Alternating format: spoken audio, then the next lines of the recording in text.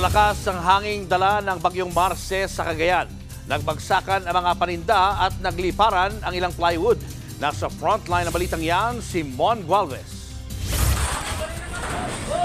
Nag-ugaan hanggang sa mahulog ang mga paninda sa tindang ito sa Santa Ana, Cagayan. Animoy lindol pero dulot yan ng matinding hanging dala ng bagyong Marce. Maya-maya, buong estante na ang bumagsak. Bigla ring nawala ng ilaw. Ang mga tao, kanya-kanyang tago para hindi mabagsakan. Sa kalsada ng bayan, nagliliparan ng bahagi ng tindahang tinangay din ng hangin. Nilipad din ang plywood na ito. Ang mga puno, winawas-iwas. Ngayong hapon naglandfall ang bagyong Marce sa Santa Ana, Cagayan. Umabot hanggang sa signal number 4 ang hilagang bahagi ng probinsya. Sa bayan ng Gonzaga, malalaki ang alon sa dalampasigan na sinabayan pa ng pag-ulan. Nagkasira-sira ang maraming bahay. Nabasag din ang glass door sa munisipyo ng Gonzaga.